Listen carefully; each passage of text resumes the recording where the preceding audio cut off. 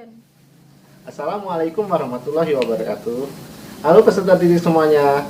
Perkenalkan, nama saya Apriadi Cusamaya, guru administrasi pajak di SMK Negeri 1 Rawangudi. Hari ini saya akan membagikan video pembelajaran tentang surat pemberitahuan pajak beserta tata cara penyelesaiannya.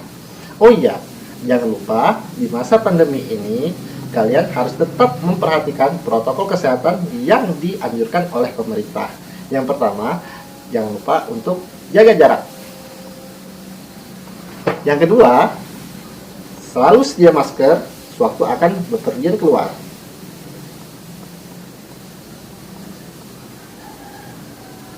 Yang ketiga, atau yang terakhir, selalu sedia hand sanitizer sebelum dan sesudah melakukan atau memegang sesuatu.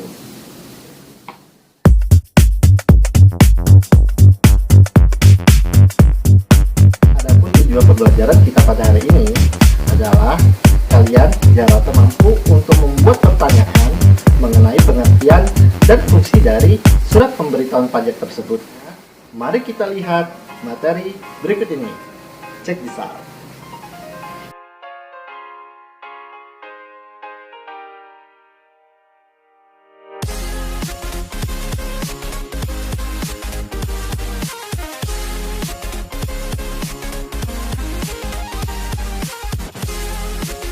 Baiklah peserta didik sekalian, yang pertama yang akan kita bahas pada hari ini adalah pengertian surat pemberitahuan pajak atau yang sering disingkat sebagai SPT. Apa sih SPT tersebut? SPT atau surat pemberitahuan pajak adalah surat yang digunakan oleh wajib pajak untuk melaporkan perhitungan dan atau pembayaran pajak itu sendiri. Pajak itu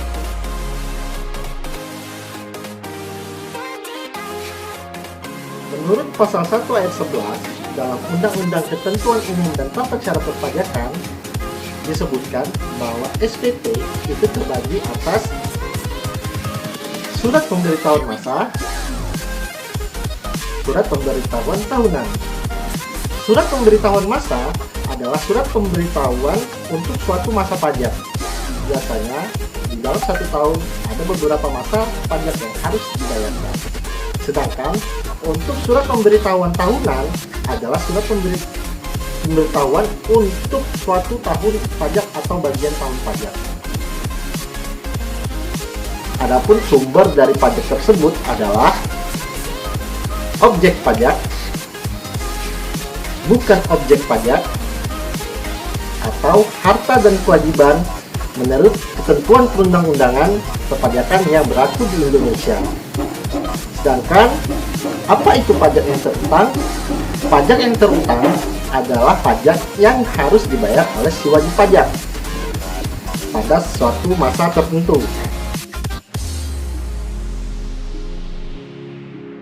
Fungsi dari SPT tersebut dan apakah kalian sudah bisa atau sudah pernah untuk mengisi atau melakukan SPT tersebut? Jawabannya, kalau untuk kalian para peserta didik, saya rasa belum, karena kalian masih belum bekerja.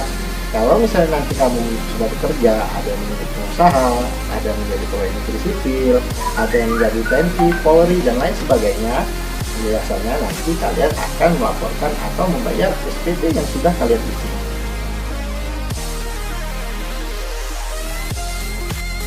Jenis-jenis surat pemberitahuan pajak atau SPT.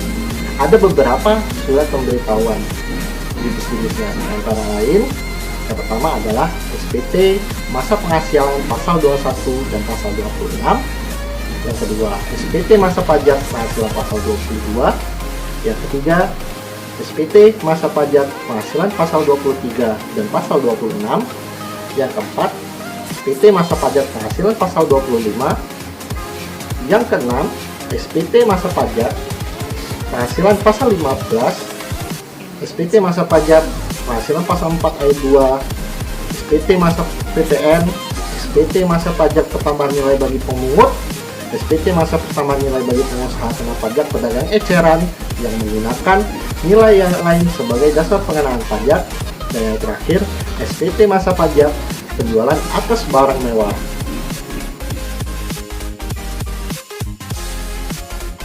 Ini formulir yang akan kita isi untuk surat pemberitahuan pajak. Ada beberapa jenis formulir, di antara lain formulir 1771, formulir 1770, formulir 1770S, bukti potong 1721 A1 dan atau 1721 A2. Baiklah, materi yang kedua adalah fungsi dari SPT atau surat pemberitahuan pajak.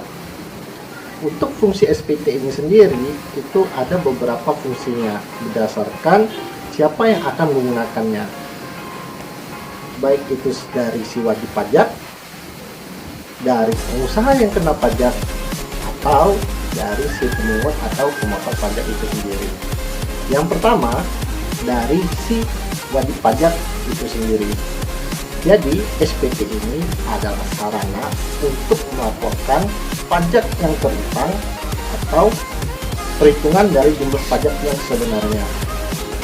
Yang kedua, bagi pengusaha kena pajak, fungsi surat pemberitahuan ini adalah sebagai sarana untuk melaporkan dan mempertanggungjawabkan perhitungan jumlah pajak, pertambahan nilai, dan pajak penjualan atas barang mewah yang sebenarnya terutang untuk melaporkan tentang: pertama, pengkreditan pajak masukan dan pajak pengeluaran; yang kedua, pembayaran atau pelunasan pajak yang telah dilaksanakan sendiri oleh PKP atau perusahaan kena pajak atau melalui pihak lain dalam satu masa pajak sesuai dengan ketentuan perundang-undangan perpajakan yang berlaku di Indonesia. Dan yang terakhir atau yang ketiga itu bagi pemungut atau pemotong pajak. SPT itu berfungsi sebagai sarana untuk melaporkan pajak yang dipotong atau pajak yang dipungut oleh si pemotong atau si pemungut pajak itu sendiri. Artinya tentang pengertian dan fungsi pemberitahuan pajak ini, saya harapkan peserta didik bisa memahami dengan cepat apa yang sudah saya sampaikan pada kali ini. Tugas untuk kalian semua, sesuai dengan tujuan pembelajaran kita pada hari ini, kalian diharapkan mampu untuk membuat pertanyaan dari pengertian dan fungsi pajak.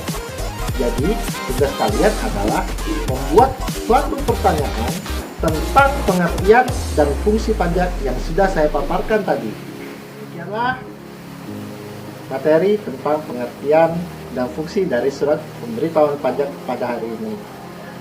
Jangan lupa like, comment, and subscribe, dan share apabila video kali ini sangat bermanfaat bagi kalian semua.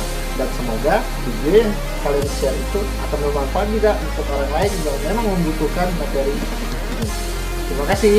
Assalamualaikum warahmatullahi wabarakatuh. Bye bye.